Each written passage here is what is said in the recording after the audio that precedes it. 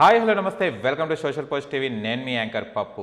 Big boss 7 అనగానే మనకు గుర్తొచ్చేది పల్లవి ప్రశాంత్.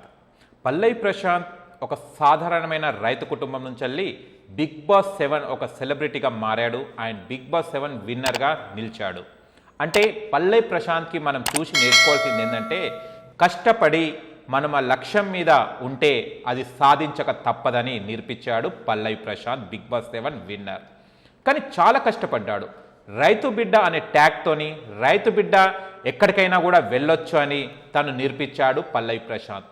పల్లవి ప్రశాంత్ ఒక చిన్న వీడియో నుంచి వెళ్ళి నేను కూడా బిగ్ బాస్ 7కి వెళ్ళాలి, నేను కూడా బిగ్ బాస్కి వెళ్ళాలి అనే లక్ష్యంతో ప్రతి ఒక్కరి దగ్గర చెప్పడం, వీడియోస్ చేసి వైరల్ అయి లాస్ట్కి బిగ్ బాస్ 7కి వెళ్ళడం జరిగింది. అక్కడ చాలా కష్టపడ్డాడు. బిగ్ బాస్ 7 హౌస్లో కూడా చాలా వరకు అతన్ని కించపరిచారు, ఎలిమినేట్ చేయాలని కూడా చూడడం జరిగింది. కానీ అక్కడ బ్యాక్ బోన్గా శివాజీ గారు ఉండి తనకు నచ్చ చెప్పి తనకు ఎలా అయితే బిగ్ బాస్ 7లో ఎలా మలుచుకోవాలని చెప్పి ఒక గైడ్ లైన్స్లో తీసుకెళ్లారు పల్లవి ప్రశాంత్ని. అలాగనే ఆట ఆడాడు. రైతు బిడ్డ తగ్గేదే లేదనుకుంటా భారీ డైలాగులతోని భారీ బందోబస్తుతో మంచిగా ఆడడం జరిగింది పల్లవి ప్రశాంత్ బిగ్ బాస్ 7లో.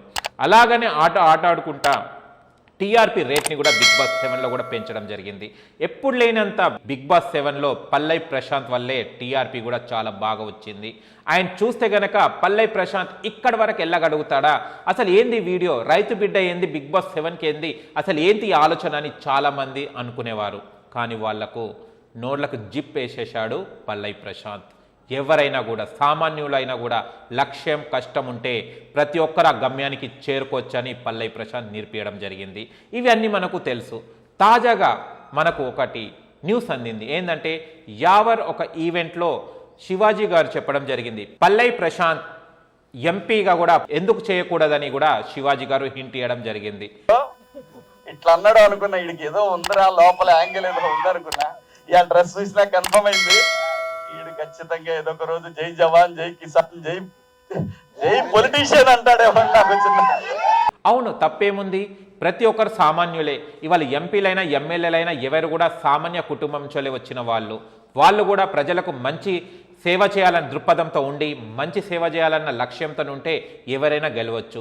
మళ్ళీ పల్లవి ప్రశాంత్ కూడా ఈ నిర్ణయం తీసుకున్నాడా తీసుకోలేదా అన్నది ఇంకా క్వశ్చన్ మార్క్గానే ఉంది. కానీ శివాజీ గారు మాత్రం దానికి హిట్ ఇచ్చారు. రాబోయే ఎన్నికల్లో ఎంపీగా పోటీ చేస్తాడని మాత్రం మనకు క్లూ రావడం జరిగింది.